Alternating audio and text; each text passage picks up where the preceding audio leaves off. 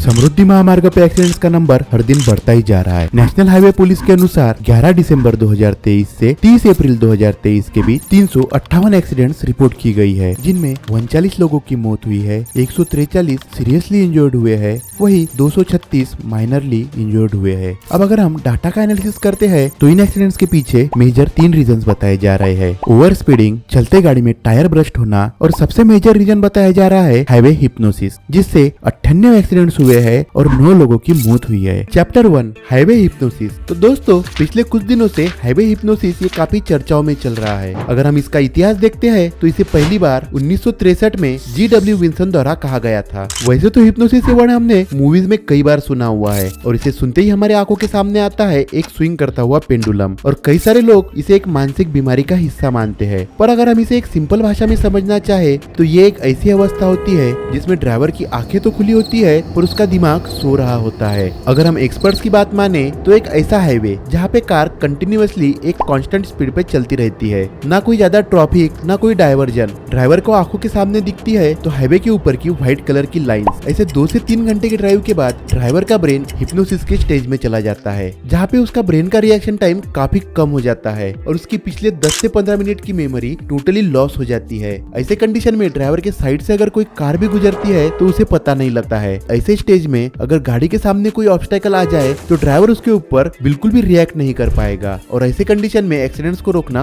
काफी मुश्किल हो जाता है। पर सवाल ये उठता है कि इस तरह के एक्सीडेंट्स हमें समृद्धि महामार्ग पर ही क्यों देखने मिल रहे हैं। तो एक्चुअली इस तरह के एक्सीडेंट्स बाकी भी हाईवेज पे होते रहते हैं, पर इनका नंबर समृद्धि महामार्ग पे कई पट ज्यादा है। अगर हम रिसर्च पेपर की बात माने तो समृद्धि महामार्ग एक सीधा हाईवे है जिसके ऊपर डाइवर्जेंस काफी कम है, और ये हाईवे नया होने की वजह से इसके ऊपर होटल्स, पेट्रोल पंप्स यानी रुकने के लिए स्पॉट्स काफी कम है। इस वजह से एक बार ड्राइवर ने एक्सीलेटर के ऊपर पैर दिया और कार चलाना स्टार्ट किया तो वो कंटिन्यूअसली 2 से 3 घंटे की ड्राइव करता ही रहता है, और इस बीच उसे करने के लिए कुछ खासा काम होता नहीं है। इसलिए हाईवे के ऊपर के व्हाइट लाइंस को देखते हुए वो हाईवे हिप्नोसिस के स्टेज में चला जाता है और गाड़ी के सामने कोई ऑब्स्टेकल आने पे वो रिएक्ट नहीं कर पाता और इस केस में एक्सीडेंट्स हो जाते हैं। अब इतना सुनने के बाद आपके ये तो समझ में आ ही गया होगा कि ये एक दिमाग की अवस्था होती है जो किसी के भी साथ हो सकती है।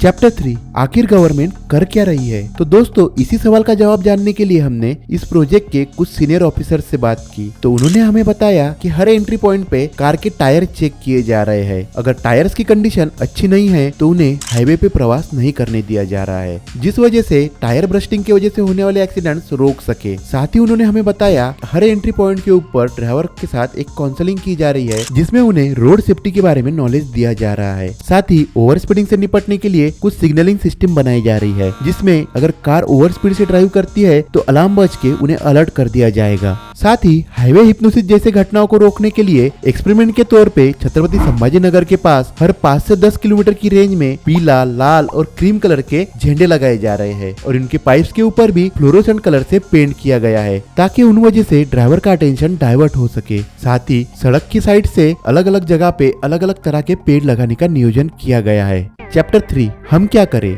अब गवर्नमेंट तो अपना काम कर ही रही है बट कुछ प्रिकॉशंस हमें भी लेने होंगे। अगर हम एक्सपर्ट्स की बात मानते हैं तो हर 1.5 से 2 घंटे के ड्राइव के बाद हमें एक छोटा स्ट्रेचिंग ब्रेक लेना ही चाहिए। साथ ही नींद पूरी ना होने के कंडीशन में हमें ड्राइविंग अवॉइड करनी चाहिए। सफर के दौरान गाने सुनते हुए या चाय या कॉफी का सेवन करते हुए ही हमें सफर करना चाहिए ताकि हमारा ब्रेन फ्रेश रह सके। साथ ही सफर के दौरान हमें थोड़ी भी थकान या फिर नींद जैसा कुछ महसूस होता है तो हमें तुरंत गाड़ी को साइड में रोक के फ्रेश हो जाना चाहिए। और सब में इम्पोर्टेंट, इस वीडियो को ज्यादा से ज्यादा शेयर करना है ताकि हम लोगों के बीच अवेयरनेस बढ़ा सके। और अगर इनके अलावा भी आपको कोई प्रिकॉशंस पता है तो उसे आप हमें कमेंट कर जरूर बताएं।